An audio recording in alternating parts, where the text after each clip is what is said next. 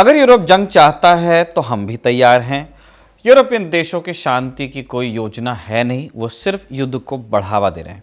रूस के राष्ट्रपति व्लादिमीर पुतिन का यह बयान आज यानी 3 दिसंबर को पश्चिमी मीडिया में सुर्खी बना रहा है। पुतिन ने यह बयान अपनी भारत यात्रा के एक दिन पहले दिया है। वो 4 और 5 दिसंबर को हिंदुस्तान में होंगे, जहां वो इंडिया रशिया एनुअल समिट में हिस्सा लेने के लिए आ रहे हैं। पुतिन ने यूरोप पर जो बयान दिया है वो उनका फ्रस्ट्रेशन दिखा रहा है। फ्रस्ट्रेशन ये नहीं कि यूक्रेन वॉर मुसलसल चलती जा रही है, बल्कि फ्रस्ट्रेशन ये कि यूरोप कोई सोल्यूशन निकालता दिख नहीं रहा है। अभी कुछ दिन पहले प्रेसिडेंट ट्रंप ने यूक्रेन वॉर के लिए एक पीस प्लान पेश किया था। पहले यूरोप ने कहा कि हाँ, हम भी राजी हैं। अब यूरोप की तरफ से कहा जा रहा है कि कुछ चेंजेस ज़रूरी हैं। कुछ बिंदुओं को उन्होंने बताया कि रेड लाइन को क्रॉस कर रहे हैं। इस पर रूस ने कई बार कहा है कि ये लोग यूक्रेन के लिए बस टाइम बाय कर रहे हैं, जंग के एक नए दौर की तैयारी कर रहे हैं। इसलिए 3 दिसंबर को पुतिन ने भी कह दिया कि अगर यूरोप जंग ही चाहता है तो रूस जंग के लिए तैयार है। पुतिन के इस बयान से पूरा पश्चिमी जगत एकजुट हो गया है। पूरा टेंशन इस समय पुतिन पर ही है। उनके हर कदम, हर पल, हर बयान को अमेरिका और यूरोप में बैठे सिक्योरिटी एक्सपर्ट्स क्लोजली ऑब्जर्व कर रहे हैं। और ऐसे माहौल में जब पुतिन हिंदुस्तान की धरती पर लैंड करेंगे तो पश्चिमी जगत में दौरा और करीब से देखा जाएगा, ये बात तय है। भारत और रूस के बीच इस तरह की हाई लेवल मीटिंग्स को पश्चिमी दुनिया आलोचनात्मक दृष्टि से देखती रही है, लेकिन यूक्रेन वॉर के बाद स्थिति बदली है और ट्रंप के आने से भारत के पश्चिम और ख़ास तौर पर अमेरिका से रिश्ते बदल गए हैं, कुछ ख़राब हुए हैं, आप कह सकते हैं। आप याद कीजिए, पिछले साल जुलाई में पीएम मोदी रूस पहुंचे थे तो पश्चिमी दुनिया से बड़ा तगड़ा रिएक्शन आया था। यूरोप पूछने लगा था कि भारत को यूक्रेन वॉर में अपना स्टैंड क्लियर करना पड़ेगा। अमेरिकी विदेश मंत्रालय ने कहा था कि भारत को रूस के साथ अपने रिश्ते स्पष्ट करने चाहिए। जब अमेरिका ने रिश्तों का स्पष्टीकरण मांग लिया तो भारत की तरफ से भी बयान आया। विदेश मंत्रालय ने कहा कि हम एक मल्टीपोलर दुनिया में रह रहे हैं, मतलब आप इकलौती सुपर पावर नहीं है, कई पोल से दुनिया में हर किसी के पास चॉइस है कि वो अपने रिश्ते खुद बनाए बढ़ाए। पुतिन से मिलने पर भारत और अमेरिका के बीच हुई इस तूतू मैमे की जो जानकारी है, रूस भी पहुंची ही और लगता है कि ये बात रूस को अब भी अच्छी तरह से याद है। तभी पुतिन के प्रवक्ता दिमित्री पेस्कोव ने कहा है कि जिस तरह हमारे रिश्ते चीन के साथ गहरे हैं, मजबूत हैं, उसी तरह हमारे रिश्ते भारत के साथ भी हैं। अब ये भारत पर निर्भर करता है कि वो इन रिश्तों को किस हद तक आगे ले जाना चाहता है। भारत जिस हद तक सहयोग बढ़ाएगा उसके लिए हम भी पूरी तरह से तैयार हैं। अच्छा, ऐसा भी नहीं है कि पेस्कोव ने दबे छिपे अंदाज में कोई बात ये कही हो कि भारत को पश्चिम के दबाव से आज़ाद होना चाहिए। उन्होंने अपने बयान में साफ तौर पर कहा कि हम समझते हैं कि भारत पर दबाव है, हमें अपने संबंधों को आगे बढ़ाने में बहुत सावधानी बरतनी होगी। हमारे संबंध किसी तीसरे देश के प्रभाव से मुक्त होने चाहिए। हमें अपने संबंधों को सुरक्षित रखना होगा। हमें अपने उस व्यापार को भी सुरक्षित रखना होगा जो दोनों देशों के हक में है। किस व्यापार की बात कर रहे हैं पता नहीं, तेल तो लेना अब कम हो गया। ये बात किसी हल्के आदमी की तरफ से वैसे नहीं आई है। दिमित्री पेस्कोव प्रेसिडेंट पुतिन के प्रवक्ता हैं। उनका काम ही है कि पुतिन जो कह रहे हैं वो दुनिया को बताएं, यानी भारत और रूस के साथ दोस्ती बढ़ाएं और किसी तीसरे देश के दबाव में भी न आएं। ये बात एक तरह से पुतिन की तरफ से भी आई, यानी भारत को रूस से दोस्ती बढ़ानी चाहिए और किसी तीसरे देश के दबाव में नहीं आना चाहिए। ये बात एक तरह से पुतिन ने ही कही है। कल आने वाले कल की बात कर रहे हैं, 4 दिसंबर को पुतिन हिंदुस्तान में होंगे। प्रधानमंत्री के साथ वो डिफेंस डील साइन कर सकते हैं। कयास लगाए जा रहे हैं S-500, Su-57 वगैरह को लेकर के, उस पर हम स्पष्टता देंगे। इसके अलावा labour mobility agreement, Eurasian economic union के साथ फ्री ट्रेड एग्रीमेंट, रिलॉस यानी reciprocal exchange of logistics agreement वगैरह पर भी बात होगी। रिलॉस पर बात वैसे भी हो ही चुकी है। रूस की संसद डूमा ने जो उसका जो निचला सदन है वहाँ से हरी झंडी मिल गई, राटिफाई हो गया है। अब समझौता अगले चरण में जाता है तो रूस की सेनाएं ज़रूरत पड़ने पर भारत और भारत की सेनाएं ज़रूरत पड़ने पर रूस के जो ठिकाने हैं, बंदरगाह हैं, फ्यूल सर्विस वगैरह का एक्सेस ले पाएंगी। मतलब अगर भारतीय नौसेना का जहाज़ आर्कटिक या रूस के फार ईस्ट तक जाता है तो उससे रूस के बेस पर रुकने, स्पेयर्स वगैरह लेने, राशन, ईंधन लेने की सुविधा मिल जाएगी और रूस को भी यही ट्रीटमेंट इंडियन ओशन रीजन में मिलेगा। वो हिंदुस्तान के किसी बेस पर आ पाएंगे। ऐसा समझौता भारत ने अब तक प्रमुखतया यूएस के साथ किया है। लेमुआ, ऑस्ट्रेलिया, जापान, फ्रांस वगैरह के साथ भी इस तरह के समझौते हैं। अब रूस के साथ भी इस तरह का समझौता हो रहा है।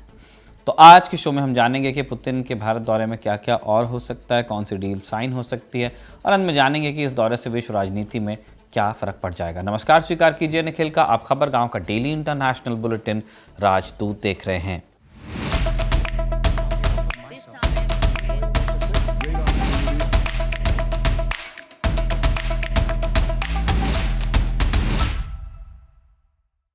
सबसे पहले बताते हैं कि पुतिन का भारत में शेड्यूल किस तरह का रहेगा। 4 दिसंबर को पुतिन शाम के समय दिल्ली लैंड करेंगे। रात में प्रधानमंत्री आवास में प्रधानमंत्री मोदी के साथ डिनर होगा और फिर अगले दिन यानी 5 दिसंबर से असल प्रोग्राम शुरू होंगे, जो सीरियस काम है। सुबह राष्ट्रपति भवन में पुतिन को गार्ड ऑफ ऑनर दिया जाएगा, आधिकारिक स्वागत होगा। इसके बाद वो राजघाट जाएंगे, महात्मा गांधी को श्रद्धांजलि देंगे। करीब 11 बजे प्रधानमंत्री मोदी और रूस के राष्ट्रपति पुतिन के बीच हैदराबाद हाउस में 23वां इंडिया रशिया एनुअल समिट होगा। कुछ पेपर वर्क यहीं हो जाएगा, डील साइन हो जाएंगी, जॉइंट स्टेटमेंट आ सकता है। जो होना है वैसे पहले से तय है, जो डिप्लोमैट्स है वो सब लिखकर फाइनल कर चुके हैं। औपचारिक रूप से ऐलान जो होंगे वो इस दिन होंगे। यहाँ से फुर्सत होकर दोनों नेता करीब 4 बजे इंडिया रशिया बिजनेस फोरम को संबोधित करेंगे। बिजनेस लीडर्स से मिलने के लिए भारत मंडपम जाएंगे। इस चर्चा का जो मुख्य उद्देश्य है वो बायलैटरल ट्रेड को और मजबूत करना है। रशिया के ट्रेडर्स होंगे, हिंदुस्तान के उद्योगपति होंगे, दोनों लीडर्स मिलेंगे तो कुछ बात बनेगी, ऐसी उम्मीद की जा रही है ना। शाम करीब 7 बजे राष्ट्रपति द्रौपदी मुर्मू एक राजकीय भोज पर मेज़बानी करेंगी पुतिन की। इस तरह तकरीबन 30 घंटे तक चलने वाला पुतिन का दौरा कंक्लूड होगा और वो रात तक लौट जाएंगे अपने मुल्क। पुतिन लगभग 4 बरस बाद हिंदुस्तान आ रहे हैं। इससे पहले 2021 में आए थे, लेकिन रूस यूक्रेन वॉर के चलते उनका बाहर जाना अब कम है। इसकी सबसे बड़ी वजह तो प्रतिबंध हैं, यूएन ने लगाए हैं, यूएस ने भी प्रतिबंध लगाए हैं। इसलिए ज़्यादातर देश उनकी मेज़बानी से बचते हैं कि हम इस पचड़े में पड़ना नहीं चाहते। लेकिन रूस और भारत का जो संबंध है बरसों पुराना है। सोवियत यूनियन के ज़माने से पक्की दोस्ती है और पुतिन को सत्ता में आए 25 बरस हो ही चुके हैं। तो पुतिन के साथ भारत का एक अलग बॉन्ड है। उनकी लीडरशिप में ही ये एनुअल समिट शुरू हुआ था। उस जमाने में भारत के प्रधानमंत्री होते थे अटल बिहारी वाजपेयी। कालांतर में ये एक स्ट्रेटेजिक प्लेटफॉर्म के तौर पर डेवलप हो गया और हर साल इसकी मेज़बानी कभी इधर कभी उधर होती रही। तो इस समिट में कौन कौन से समझौते पर मोहर लग सकती है? 5 के बारे में हम आपको बता सकते हैं। Number 1, labour mobility agreement. इस पर बात पक्की हो गई है। ये क्या है? रूस को अपनी फैक्ट्रीज और कंपनीज चलाने के लिए, इंडस्ट्रीज को बढ़ाने के लिए काम करने वालों की ज़रूरत है। वो पॉपुलेशन वहाँ बहुत थिन है। चीन से बड़ी संख्या में लोगों को वो बुलाते हैं, लेकिन चीन ने अपने यहाँ ही रोजगार का पर्याप्त बंदोबस्त किया हुआ है ना। उनकी डोमेस्टिक मैन्युफैक्चरिंग की डिमांड बहुत ज़्यादा है ह्यूमन रिसोर्स की आज भी। ऐसे में रूस चाहता है कि हिंदुस्तान से भी स्किल्ड लेबर माइग्रेट करे रूस, क्योंकि भारत दुनिया की सबसे ज़्यादा जनसंख्या वाला देश है। क्योंकि यहाँ से लोग बाहर काम करने के लिए जाते ही हैं, तो रूस का विचार है कि भारत से जो टैलेंट है उसको रूस भी बुलाया जाए। हर साल रूस में वर्क परमिट पाने वाले हिंदुस्तानियों की संख्या बढ़ रही है। कुछ मीडिया रिपोर्ट्स में कहा गया है कि साल के अंत तक रूस विदेशों से 10 लाख लोगों को काम करने के लिए अपने यहाँ बुलाने का टारगेट रखे हुए हैं। इसमें से बहुत बड़ी संख्या हिंदुस्तान से जाएगी। ऐसे में इन काम करने वाले लोगों के लिए एक लीगल फ्रेमवर्क चाहिए ताकि वो सिक्योर रहें, उनके राइट्स का हनन ना हो। सुरक्षा के लिए एग्रीमेंट साइन होगा। हमने ऐसे केसेस देखे हैं, राजदूत में आपको बताएं कि लोगों को झांसा देकर काम के बहाने रूस बुलाया गया या ईस्टर्न ब्लॉक के किसी मुल्क बुलाया गया और फिर उन्हें जबरन लड़ने के लिए यूक्रेन भेजा गया। इस तरह की घटनाओं से बचने के लिए एक लीगल फ्रेमवर्क तैयार अब किया जा रहा है। Number 2, Eurasian economic union EAEU के साथ एक free trade agreement. Eurasian economic union EAEU 5 देशों का इकोनॉमिक यूनियन है। EU की तरह है, लेकिन ये रूस वाला EU है। इसमें कौन कौन है? रूस, Belarus, Kazakhstan, Armenia, Kyrgyzstan. Bharat और EAEU के बीच FTA की मांग इसलिए उठी ताकि इन देशों से और वो भारत के साथ आसानी से व्यापार कर सकें। इससे भारतीय निर्यातकों, खासकर जो टेक्सटाइल्स में, pharmaceuticals, engineering goods, food processing वगैरह में काम कर रहे हैं, इनको एक नया मार्केट मिल जाएगा टैरिफ फ्री या कम टैरिफ के साथ। इस एग्रीमेंट की बात इसलिए भी तेज़ हो गई क्योंकि ट्रंप ने भारत पर 50% टैरिफ लगा दिया था। तो तब बात हुई कि जो बाकी FTAs हैं उनमें हिंदुस्तान अपनी जो कवायद है उसको तेज़ करे। तीसरा बिंदु है, और जिस बिंदु को लेकर के हम बहुत एक्साइटेड नहीं हैं, कारण आपको हमारे एक दूसरे शो फौजी में मिलेगा, Su-57 और S-500। Su-57 रूस का 5th generation stealth fighter jet है। खबर है कि भारत को ऑफर किया गया है। खबर क्या है सब जानते ही हैं। रूस का ऑफर रहा है कि वो टेक्नोलॉजी ट्रांसफ़र के लिए भी तैयार हैं, लाइसेंस प्रोडक्शन के लिए भी तैयार हैं। अभी जो रशियन एयरफोर्स है वही इसको सीमित संख्या में इस्तेमाल करती है। अगर ये डील हो ही जाती है, जिसकी संभावना हमें पर्सनली कम लगती है, तो देखना होगा कि रूस भारत को इनकी सप्लाई कैसे कर पाता है, क्योंकि अभी उनकी जो डोमेस्टिक डिमांड है उसको वो मीट नहीं कर पाए हैं। ब्लूमबर्ग के मुताबिक रूस भारत को S-500 का प्रस्ताव भी देगा। एक ऐसा एयर डिफेंस सिस्टम है जो आने वाले खतरों के लिए तैयार रहेगा। S-400 का ये एक उन्नत संस्करण है। हाइपरसोनिक मिसाइल्स को एंगेज कर सकता है, बैलिस्टिक मिसाइल्स को, स्टेल्थ जेट्स को और नियर स्पेस ऑब्जेक्ट्स को, लोअर अर्थ ऑर्बिट से आने वाली चीज़ों को भी इंटरसेप्ट किया जा सकता है। इससे अगर ये डील हो जाती है तो भारत को एक बढ़त मिल जाएगी, क्योंकि इतना एडवांस एयर डिफेंस सिस्टम फिलहाल साउथ ईस्ट एशिया में कोई यूज़ कर नहीं रहा है। Number 4, रीलॉस agreement. रीलॉस यानी reciprocal exchange of logistics agreement. जैसा हमने पहले बताया, इस समझौते में भारत और रूस की सेनाओं की पहुंच एक दूसरे के मिलिट्री ठिकानों तक हो जाएगी। अब पहुंच हो जाने से मतलब ये नहीं कि कोई भी सेना जब चाहे बिना बताए मुंह उठाकर जा सकती है। इसका फ्रेमवर्क तैयार रहेगा, पहले से इन्फॉर्म किया जाएगा। ऐसा समझौता हम यूएस के साथ कर ही चुके हैं, लेमोआज इसका नाम है। रूस के साथ हम बहुत लंबे समय से बात कर रहे थे। इस बरस फरवरी महीने में मॉस्को में इस पर बात हुई थी और इनिशियल लेवल पर इसे साइन कर दिया गया था। उस समय भारत की तरफ से राजदूत विनय कुमार और रूस की ओर से उप रक्षा मंत्री जनरल अलेक्जेंडर फोमिन ने इस डॉक्यूमेंट को साइन किया था। रूस में जो संसद है डूमा, उसके लोअर हाउस से इसको रेटिफाई कर दिया गया है। पूरी संभावना है कि जब पुतिन यहाँ पे हैं तो इस समझौते को अब अमली जामा हिंदुस्तान की ओर से भी पहना दिया जाएगा। क्या होगा इससे? रूस के मिलिट्री पोर्ट्स या बेस का इस्तेमाल इंडियन नेवी और एयरफोर्स कर पाएंगे। तेल भरवाना हो, राशन लेना हो, इमरजेंसी के हालात हों या स्पेयर्स आपको चाहिए, किसी जहाज़ की मरम्मत करनी हो, तो हम रूस से मदद ले सकते हैं। इसी तरह रूस को भी ये ट्रीटमेंट, रेसिप्रोकल ट्रीटमेंट हिंद महासागर के इलाके में मिलेगा जहाँ हमारे बेसिस हैं। तो एक तरह से इंडियन नेवी के लिए आर्कटिक के दरवाजे खुलेंगे और रूस के लिए इंडियन ओशन के दरवाजे खुलेंगे।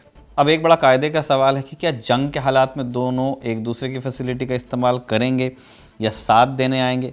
इसका जवाब एग्जैक्टली क्लियर नहीं है, क्योंकि दोनों के बीच कोई सिक्योरिटी एग्रीमेंट नहीं हुआ, जैसे नेटो देशों के बीच है कि एक पर हमला हुआ तो दूसरे को आना है, मदद करना ही है, बच नहीं सकते हैं वो।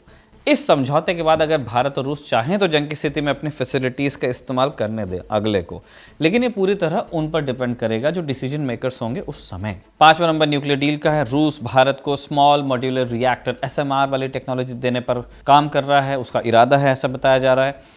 छोटे न्यूक्लियर प्लांट्स जो जल्दी बन जाते हैं, ज़्यादा जगह नहीं लेते, इससे भारत की बिजली उत्पादन की क्षमता बढ़ सकती है। इसके अलावा मौजूदा न्यूक्लियर प्लांट्स की कमियों को पूरा करने की बात भी हो सकती है। भारत रूस के साथ मिलकर पहले से ही कुछ न्यूक्लियर प्लांट्स बना रहा है जिनका काम चल रहा है। टारगेट ये होगा कि जो प्लांट अभी अधूरे हैं या जिन्हें अपडेट्स चाहिए उनको फाइनल किया जाए। इसके अलावा रूसी सेना में भर्ती भारतीय नागरिकों की सुरक्षित वापसी सुनिश्चित करने की जो प्रक्रिया होगी, इस पर चर्चा होगी, जिसका जिक्र कुछ देर पहले हमने किया ही। कई भारतीयों को काम का झांसा देकर रूस बुलाया गया और रूसी सेना में उन्हें भर्ती कर लिया गया, लड़ने के लिए फोर्स किया गया। ये हुई संभावित समझौतों की बात। अब आते हैं विश्व राजनीति के सवाल पर। इंटरनेशनल रिलेशंस की दुनिया में इसको कैसे देखा जाएगा, जो हमने शुरू में पूछा था। याद कीजिए पुतिन के स्पोक्स पर्सन की बात, जिसमें उन्होंने कहा कि हम रिश्ते मजबूत करने के लिए तैयार हैं। अब देखना होगा कि भारत इसके लिए कितना तैयार है। जियोपॉलिटिकल स्ट्रेटेजिस्ट वेलिना चाकारोव ने पुतिन के स्पोक्स पर्सन की टिप्पणी पर एक पोस्ट लिखी है। उनका मानना है कि रूस ने भारत के सामने ये ऑफर रखकर चीन पर बढ़ी अपनी निर्भरता को बैलेंस करने की कोशिश की है। वो ये नहीं चाहते हैं कि उनके भी सारे पत्ते चीन के खेमे में रहे, वो भी चाहते हैं चाइना +1 वो लोग भी सोच रहे हैं। पर सवाल यह है कि क्या भारत इसके लिए रेडी है? बहुत से जानकार मानते हैं कि हम रूस के साथ वैसे संबंध बनाने के लिए तैयार नहीं जैसे चीन ने बनाए हैं, वो उनकी पार्टनरशिप है। भारत की ज़रूरत रूस और अमेरिका दोनों से है। रूस से भारत की एनर्जी और डिफेंस के मामले में दोस्ती है, जबकि अमेरिका से बिजनेस वाला जो रिश्ता है वो बहुआयामी है। वहाँ भी डिफेंस है लेकिन बिजनेस वाली बात ज़्यादा है। 2024 में अमेरिका और भारत का जो बायलैटरल ट्रेड था $129 बिलियन था और $45 बिलियन का ट्रेड सरप्लस हिंदुस्तान के पक्ष में था। आप ये नहीं भूल सकते। ऐसा भी नहीं है कि ट्रंप के टैरिफ के बाद सब कुछ बिगड़ गया हो। कई मामलों में हमें अमेरिका ने छूट भी दी हुई है। पॉजिटिव नोट पर अब भी बात चल रही है, यही उम्मीद की जा रही है कि आने वाले दिनों में स्थिति बेहतर हो जाएगी। वहीं रूस के साथ हमारा ट्रेड $65 बिलियन के आसपास दिखता है, लेकिन ये सिर्फ प्रतिबंधों की वजह से हुआ। ये एक तरफा व्यापार है। हम सस्ते दाम में वहां से तेल खरीद रहे थे, जो ट्रंप की धमकी के बाद हमने रोक दिया है। रूस के साथ व्यापार में फायदा है, लेकिन बीते दिनों में साफ हुआ है कि भारत अमेरिकी दबाव को झेलकर रूस से व्यापार नहीं करना चाहता है। रिलायंस ने रूस से तेल खरीदना यूं ही बंद नहीं किया है, ट्रंप की धमकी की बात किया है। इसलिए रूस की ओर से बार बार संकेत किया जा रहा है कि हम तो तैयार हैं, आप कितने तैयार हैं बताइए। बाकी जो बात होनी है कुछ घंटों में हमें मालूम चल ही जाएगी, और जब हमें मालूम चलेगी तो राजदूत में आपको भी मालूम चलेगी। आज का एपिसोड राजदूत का साजिद ने लिखा और इरशाद ने रिकॉर्ड किया। आप देखते रहिए खबरगांव।